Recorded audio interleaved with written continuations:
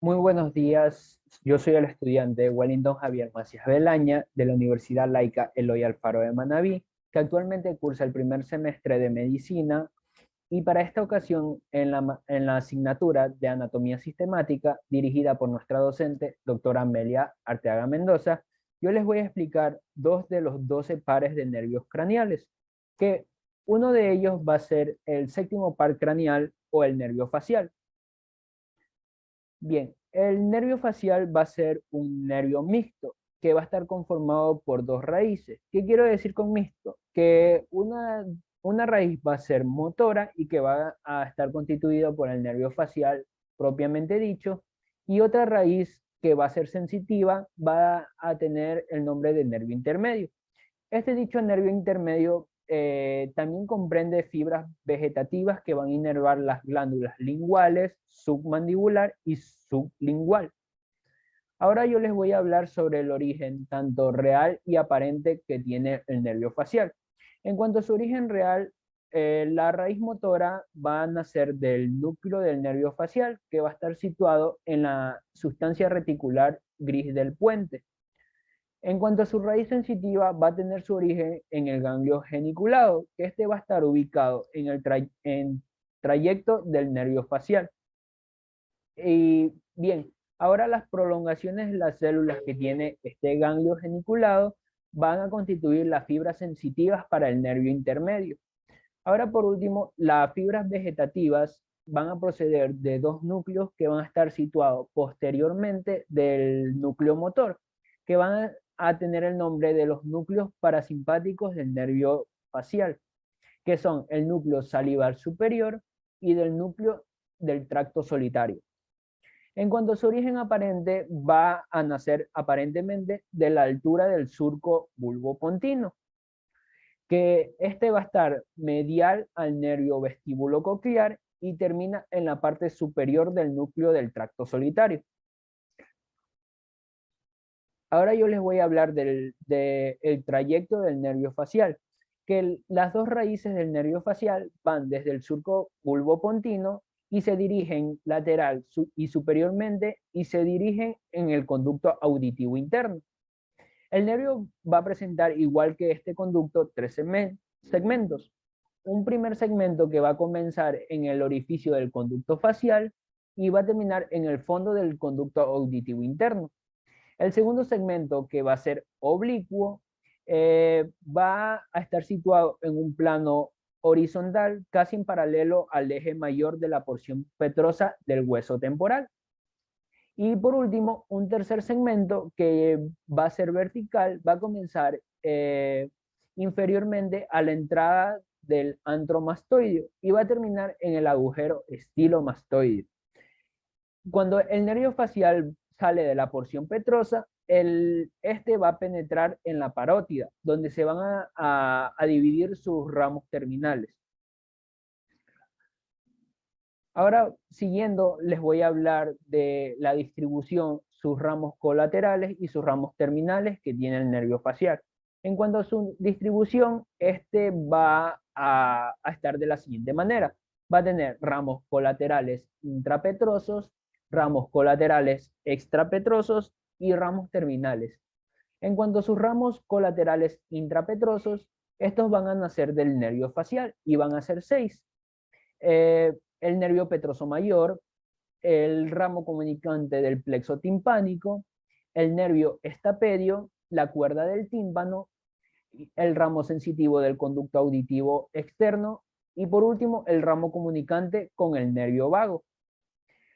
Ahora comenzando con el primer ramo, que es el nervio petroso mayor, este nervio se desprende del vértice del ganglio geniculado, que recordemos, este es el dicho ganglio, y se va a dirigir anteriormente y sale de la porción petrosa del hueso temporal por el hiato del conducto del nervio petroso mayor.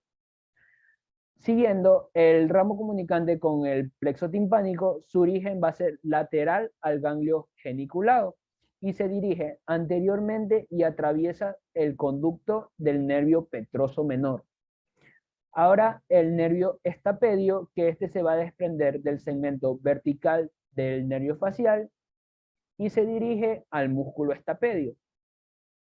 Ahora, el siguiente ramo que va a ser la cuerda del tímpano, este nace también del nervio facial y está superiormente al agujero estilomastoideo y desde este punto va a presentar un trayecto recurrente que va a ir superior y se introduce por un conducto óseo.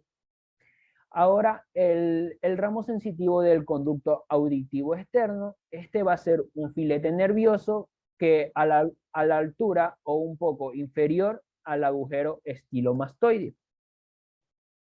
Y por último, el ramo comunicante con el nervio vago, este nace del agujero estilomastoideo y se introduce por un canículo óseo intrapetroso y que va a llegar hasta la fosa yugular. Ahora hablando de los ramos colaterales extrapetrosos, el nervio facial va a proporcionar 4 ramos que van a ser el ramo comunicante con el nervio glosofaringio, el nervio auricular posterior, los ramos de los músculos tanto estiloioideo y digástrico y un ramo lingual.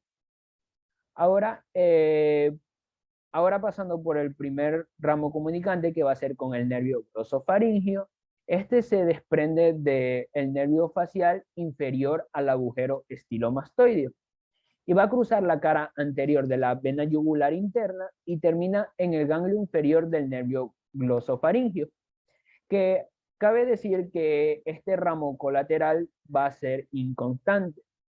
Pasando a un segundo ramo, que va a ser el nervio auricular posterior, este va a nacer inferiormente al agujero estilomastoideo. Y este ramo rodea anteriormente al vientre posterior del músculo digástrico y después al borde anterior de la apófisis mastoides. Continuando con el tercer ramo, que son los ramos para los músculos estiloioideo y digástrico, este suele comunicarse con el nervio glosofaringio y esta comunicación va a sustituir el primer ramo que les había mencionado, que era también con este nervio.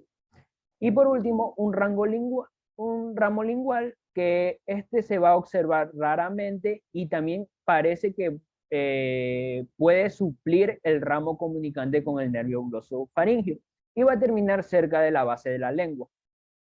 Ahora, pasando a sus ramos terminales, el nervio facial se va a dividir en 2 ramos, un ramo temporofacial y un ramo cervicofacial. En cuanto a su ramo temporofacial, este se va a dirigir anteriormente y se comunica con el nervio aurículo temporal y se va a dividir en numerosos ramos que van a estar destinados para los músculos cutáneos tanto del cráneo como de la cara.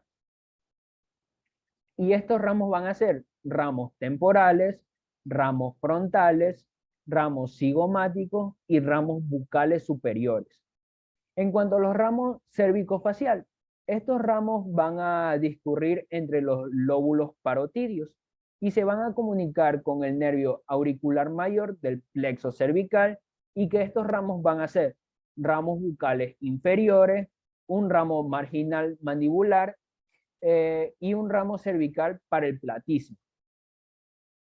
Bien, terminando este nervio, vamos a seguir con el segundo que les voy a explicar, que va a ser el octavo par craneal o el nervio vestíbulo coclear. El nervio vestíbulo coclear va a ser meramente un nervio sensorial que va a estar constituido de 2 partes. Una parte que va a ser el nervio coclear y otra que va a ser el nervio vestibular. En cuanto al nervio coclear, va a recoger las impresiones auditivas del oído interno y también las va a transmitir. En cuanto a su contraparte del nervio vestibular, este va a conducir las impresiones que van a estar destinadas a mantener el equilibrio. Bien, ahora les voy a hablar de su origen real y aparente del nervio vestíbulo coclear. Bien, en cuanto a su origen real, las 2 partes del nervio van a tener su origen en los ganglios periféricos análogos de los ganglios espinales.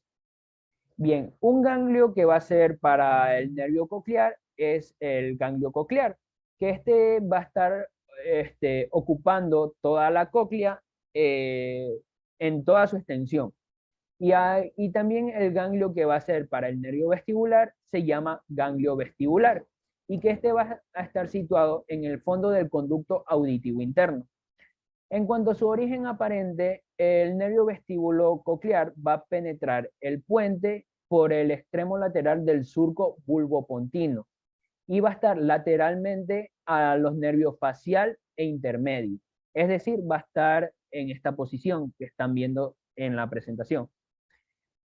Por último, el trayecto del nervio vestíbulo coclear, este va a estar constituido por la fusión de los dos nervios que les mencioné, el coclear y el vestibular. Se extienden desde el fondo del conducto auditivo interno hasta la porción lateral del surco bulbopontino. A más que decir, muchas gracias por su debida atención.